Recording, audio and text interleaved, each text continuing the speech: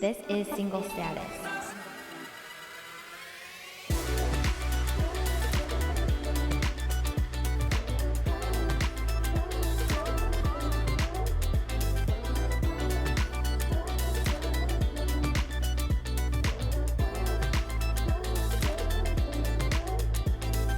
Hello, Single Status family. Welcome to Single Status Podcast. This is your host, Samantha Venue, and if you're new here, welcome. I am so happy to have you. This podcast is all about single life and dating, and we dive into God's perspective and what He says about this season of life, and really just bring some positivity to the singles out there, because I know the struggle is real. So today we're going to talk about 5 things that I learned from my solo trip that I went on last weekend to Nashville. And I learned quite a few things that I want to share, and I reflected on a few things that I want to share. So that's what we are going to talk about today. But before we get into it, I want to remind you to please like, subscribe, share, rate, do all the things. And if you don't already, make sure to follow me on Instagram and TikTok. That's where you can get all the updates on the show. And if you are listening on a podcast platform, we are also on YouTube. If you did want to watch the show there, you can check that out and make sure to hit subscribe. We are, again, like I said, we're going to talk about 5 things that I learned as a solo traveler. And I went to Nashville last week for a conference. It was the Think conference, and what it really was is a Christian conference that talks about all the spheres of influence, from government to media to entertainment to fashion to all these different topics. And it really addressed like how we as Christians can influence all areas of influence. And it was something that I saw on social media, and I kind of was praying about something like a conference or an event to go to, and I kind of just wanted to like go somewhere and meet different people. So I saw this on social media and I said, okay, this looks kind of fun. And then I checked out prices, hotels and everything, and I ended up going from Thursday to Monday night. And the conference was only on Friday and Saturday. So it was nice because then I had Sunday and Monday to kind of explore Nashville on my own. And it was cool because with this trip, I have gotten used to traveling by myself because with work, what I do in the corporate world, I have traveled quite a bit on my own, and of course I'm with my coworkers too, but I'll go on a flight by myself and stay at a hotel by myself and whatnot. And then with the podcast recording, when I first started my podcast, as some of you may know if you've been listening, I was originally recording in Florida, so I would fly down by myself, I would record with the studio down there, and it was a solo trips, but I was kind of going for work, I guess. And I don't really view the podcast as work. I view it as a creative outlet in a way that I can help others and encourage others. And so I don't really view it as like a job or anything, and I don't make money from it. When I was going to Florida, it was more work in a sense because I was recording 10 to 15 episodes while I was down there in 1 week. So I didn't really have much time for myself. And the difference about this trip was that I really was going to receive information at this conference, to network with people, to meet new people. And then I got to explore the city on my own, and I had some alone time. So it was really cool. And I learned some things that I wanted to share. And I also hope this episode encourages you to step out and do things on your own, because I think it's important. And why not just go? And that actually brings us into the first thing that I learned. So we're going to go into the 5 things I learned as a solo traveler. And the first one is, if you want to go somewhere, if you want to do something, just do it. Go for it. Don't wait on someone else to go with you or to do the thing. And I'm not saying that it's always, a problem to go traveling with other people. I'm not saying that. I love traveling with my family. I love traveling with my friends. However, there's something about going by yourself to travel or to do something. And I think it's a really fun thing to do. And I know it can be nerve-wracking and a lot of people can try to talk you out of it.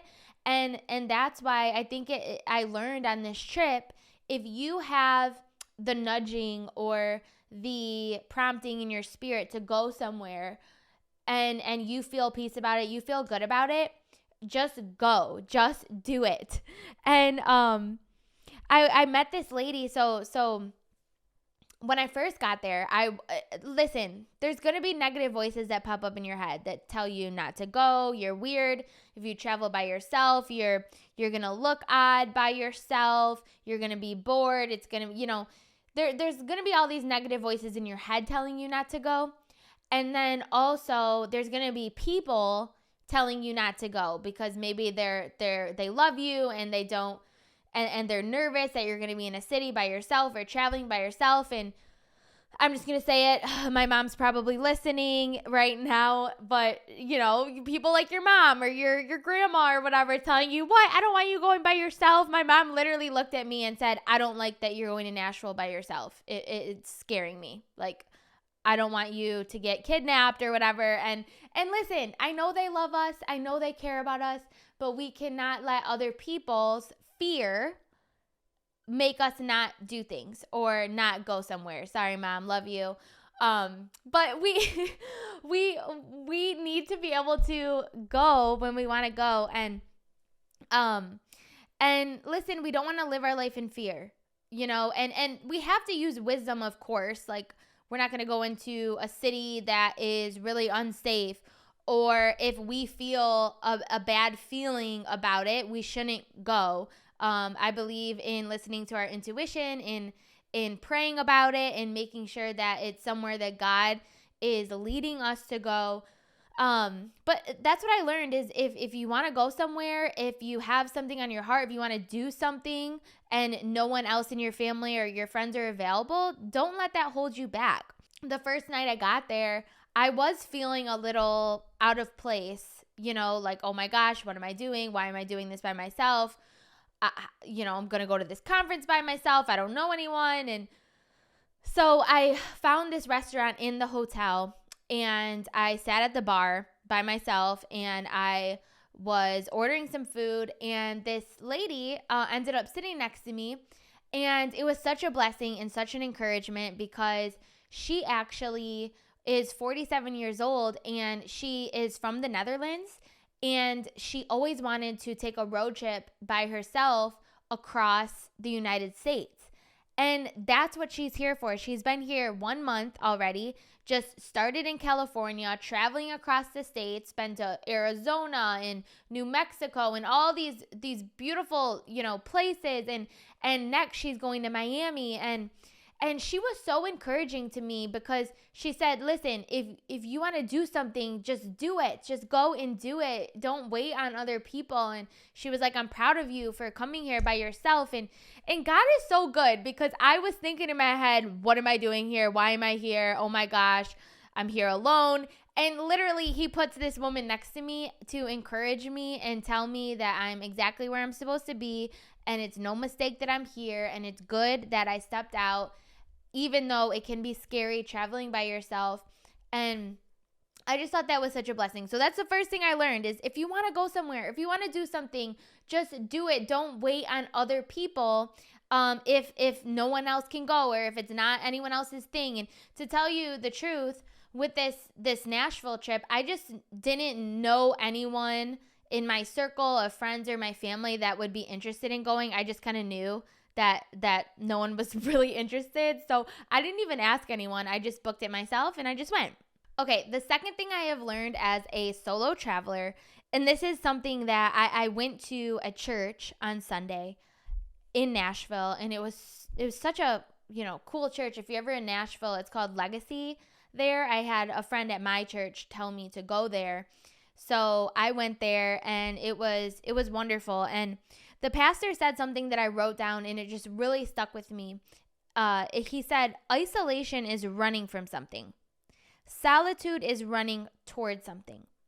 And the sermon was all about how Jesus would often go by himself in solitude to have alone time with the Father and to hear his own thoughts and to gather his thoughts and to have his time in the secret place with God. And I thought that was so beautiful, because there are times in our life where we isolate and we may be running from something. We may be running from people. We may be running from our problems. We may be running from the pressures of life.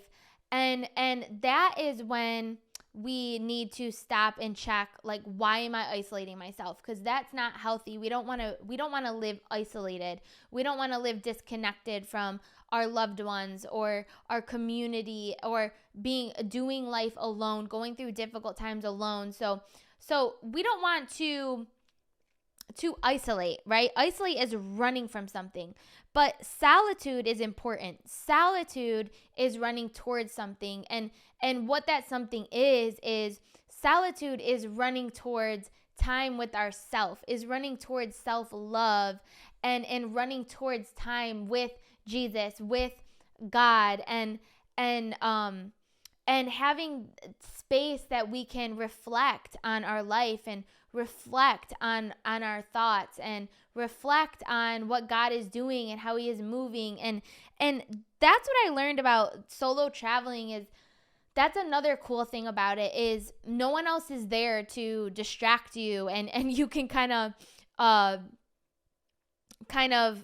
go with the flow, and you are there on your own, so you have time to think and time to spend with God. And I think one of the best gifts that we can give ourselves in our single season of life is to learn solitude, is to learn how to enjoy ourselves and be by ourselves and be confident in being by ourselves, and learn how to soak in God's presence and to separate ourselves at times so we can hear clearly from God and listen to what he's saying to us, and pray, and again learn how to just love being by ourselves. And it's a gift, I say, because whether we're single or one day when we get in a relationship, it takes the pressure off the other person that we're in a relationship with if we are truly content on our own. And solitude, I believe, does that, and it's so important. And Jesus is a perfect example of someone who practiced solitude while he was in the earth. And I believe that he was really showing us that it's important to spend that time on your own and with God, to kind of organize your thoughts and organize your feelings and feel what is going on. And number 3, I think the third thing that I learned as a solo traveler kind of connects with what I just talked about. And there was this speaker, his name is Tyler Burns. And I've never heard him before. I think he's a pastor, but he was so good, and I just loved what he was talking about. And one of the quotes he said is, "Celebration without lamentation is incomplete faith." I'll say it again. Celebration without lamentation is incomplete faith. And so in the Bible, we hear this word called lamenting. And if you haven't heard that word before, lamenting is grieving, is mourning, mourning.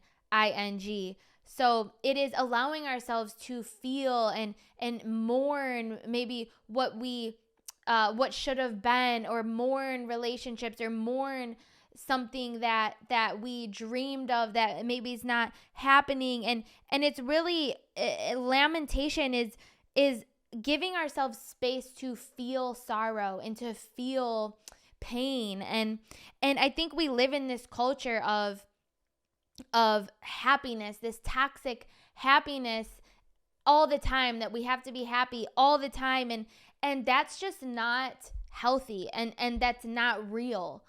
And that's one of the problems with social media is everyone looks so happy all the time and everyone's got it together, and that's not real life. And we have to make sure that we truly understand that that is not real life. What we see on social media is not what is actually happening in someone's life, their sorrow, their grief.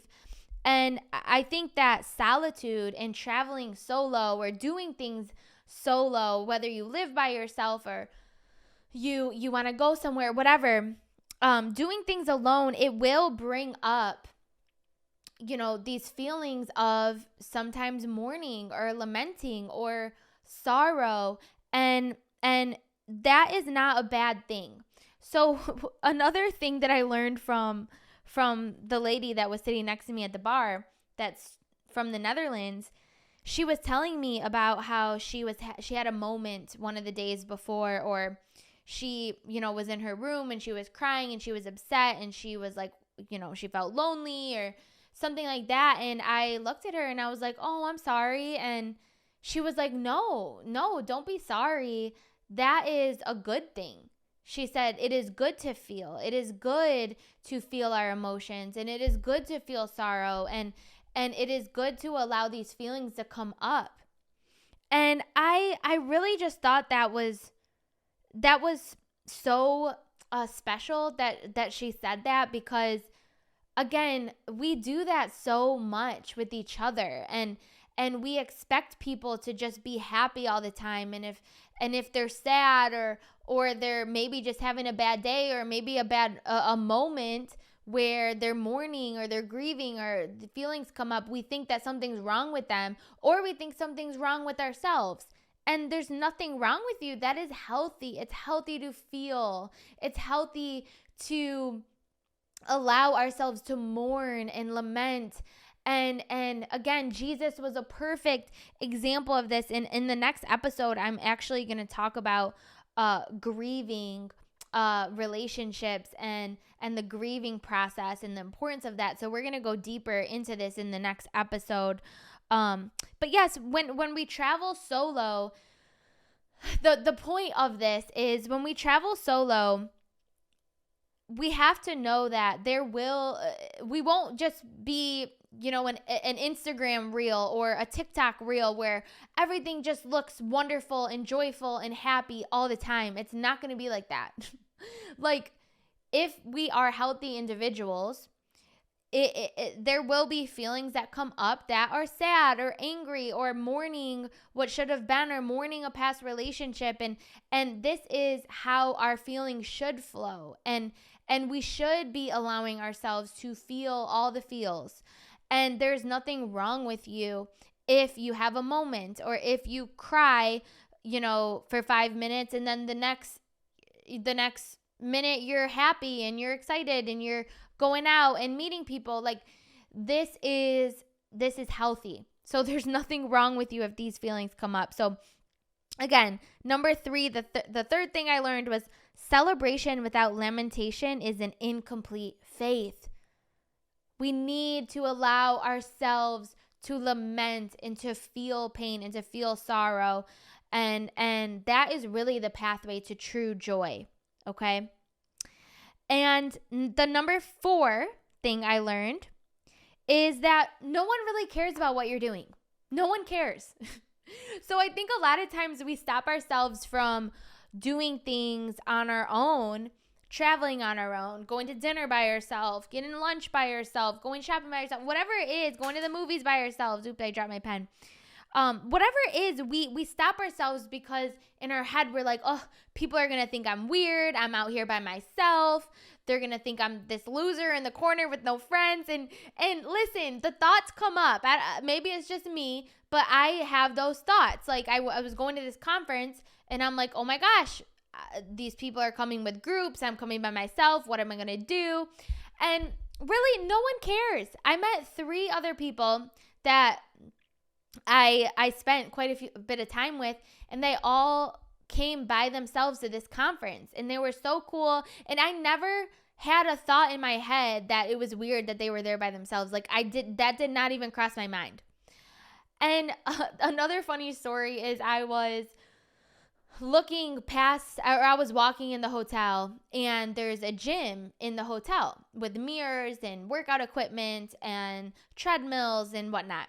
And this girl was lifting, and or she was by the lifting bench looking in the mirror, and she was dancing and just having a funny time. And I don't know if she was recording herself or what, but I looked in the room, and we both made eye contact, and she jumped back like she was embarrassed that I saw her because she was in the middle of dancing. And in my mind, I was like, girl, get it. Like, have fun. Do you, And it never crossed my mind that this girl's weird or, a loser or whatever because she's dancing in the mirror. I thought it was so cool that she was doing that and she was having fun by herself. And I think that so often we are so worried about what other people are thinking. But the reality is no one really cares. Everyone is really self-consumed. That's just how we are as humans. So people don't really care about what you're doing. And when we start to realize that, it becomes easier to step out and do the things we want to do because we don't really have to worry about what other people are thinking. And even if they do think you're weird or they do think you're a loser, whatever, who cares? I went to breakfast by myself in Nashville at this cute little diner. I think it was actually called The Diner. I got waffles and fruit and bacon and coffee, and it was honestly so nice sitting by myself. Again, it was kind of like a bar setup, so I was with a bunch of other people, and there was one other girl I saw that was by herself, and everyone else kind of was with a couple or with friends or whatever. But it was so nice and so relaxing, and I just got to sit in silence, and I was people watching, and it was honestly so good for the soul. So I highly recommend it. And no one cares about what you're doing. So just go out and do it and stop worrying about what other people think. Okay, and number 5. The number 5 thing that I learned as a solo traveler was to keep your eyes open for divine appointments, divine connections. And this has really been in my heart lately, is divine appointments. And listen, I was praying before the trip that, Lord, whoever I need to meet, whoever I need to connect with, bring us together at this conference. If there's anyone I need to talk to, if there's anyone that I can encourage, bring me to that person. And I can't tell you how many divine connections happened on this trip. It was truly incredible. And I felt God's presence with a few of the people I met in our conversations, and a few of the girls that I met specifically at the conference. We prayed over each other and really ministered to each other. And it was honestly such a blessing. And there was one divine appointment that really stuck out. And be open. Like if you're traveling by yourself, like don't be on your phone the whole time. Be open to who God wants you to meet, who God is sending to you, where he wants you to go, and get off your phone, because it's so easy to be consumed in technology even when we're gone or we're out or we're in a new city. Like try and be present. And if you follow me on social media, I didn't really post at all about the trip. I put together a reel once I got back from the trip, because I just like to be present when I'm places and when I'm in places or with people or out. I try to be off my phone, and a lot of times I'll take little videos and just save them for later so I can do a reel later or something like that, or post a story later. But I really try to be in the moment, and especially with people. Like, it's so important to connect with people. And so again, when I was feeling a little out of place when I just arrived in Nashville, I was like, oh my gosh, I'm here by myself. Was this a mistake? Like all the lies and the negative thoughts that come up in your head. And again, God sent me a person right when I needed him. So of course my taxi driver has this big cross hanging from his mirror, right? And I'm like, okay, this guy, he's a Christian. And of course, God put me in the car with him. But I was trying, I get private and weird sometimes. And sometimes look, we're human. Like, I didn't feel like talking. And he kept asking me, what are you here for? What are you here for? And I was like, oh, a conference. So he assumed it was a work conference. He's like, oh, what kind of work conference? Is your work paying for your hotel? Like, where are you staying? Are people staying with you? And blah, blah, blah. And he kept prying. He's like, what kind of conference is it? And this is an older man, okay? And so finally I was just like, okay, it's a Christian conference, and it's, with Gen Z and millennials, next gen leaders, and it's this conference. And finally he got it out of me.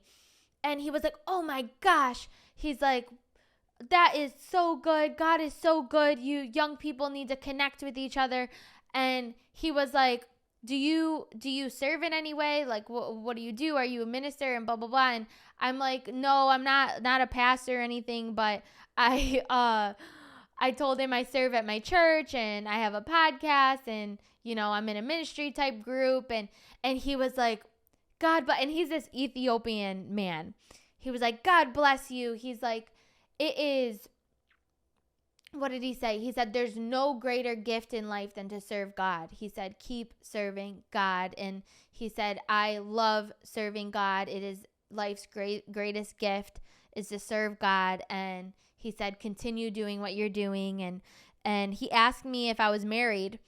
And I said, nope, I'm just, waiting on God for the right man. And he said, God bless. He said, don't settle for the wrong person. He said, wait for the right person that God sends you, and that will be such a blessing for your life.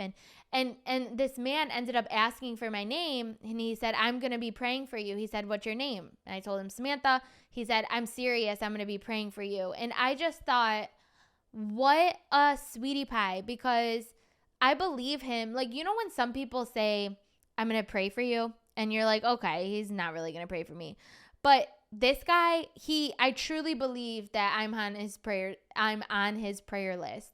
And I just thought it was so sweet and so genuine. And the fact that there's a man in Nashville that is praying for me. He said, I'm praying for your ministry. I'm praying for your future husband. And I'm praying for you. And I just thought that was so sweet and such a blessing and such a divine encounter, because I felt safe, once I was there in the taxi. And I also felt like that was God encouraging me that I did the right thing by stepping out, by doing this solo trip.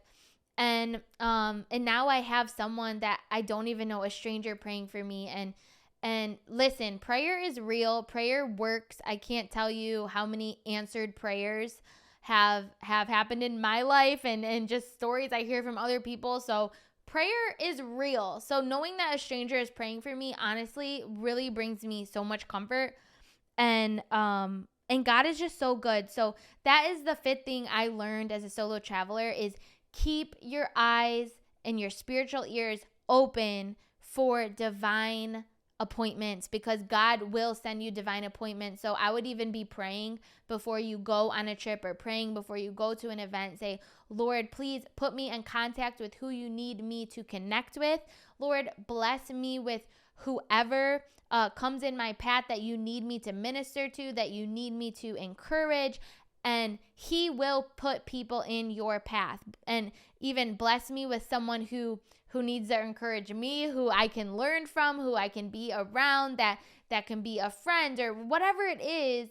He will put people in your path.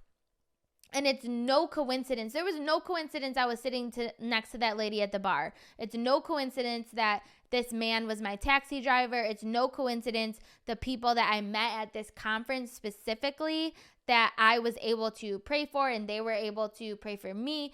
There is no coincidence.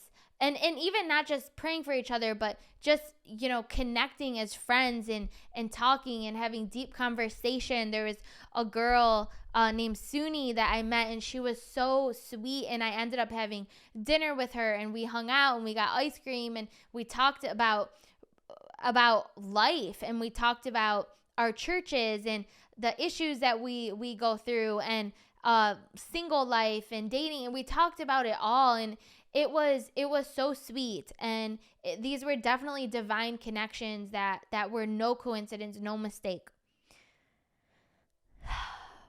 Okay, I just talked a lot, but I just want to say, like, go do it. If you have a prompting on your heart to go somewhere, don't wait on someone to go. Even if it's just to the movies, you can start with the movies.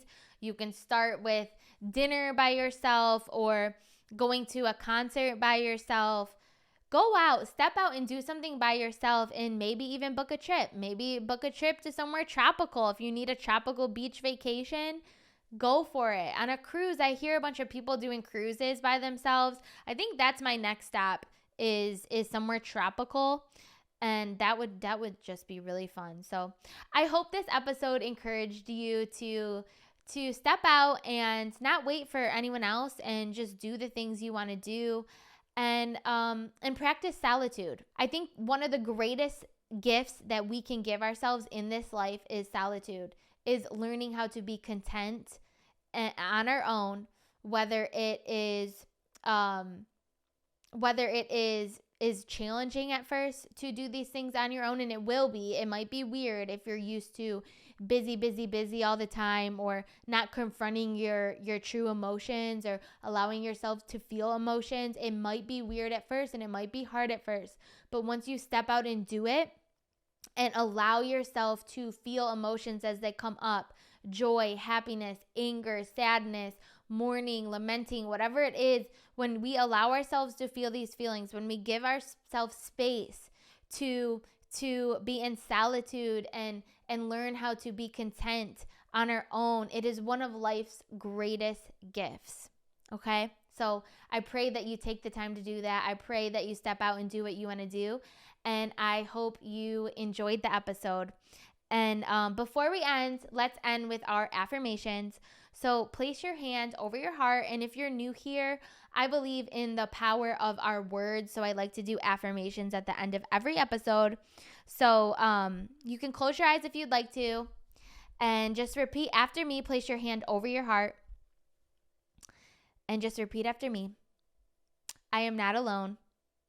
I am loved and cherished by the Father. And I am exactly where I'm supposed to be.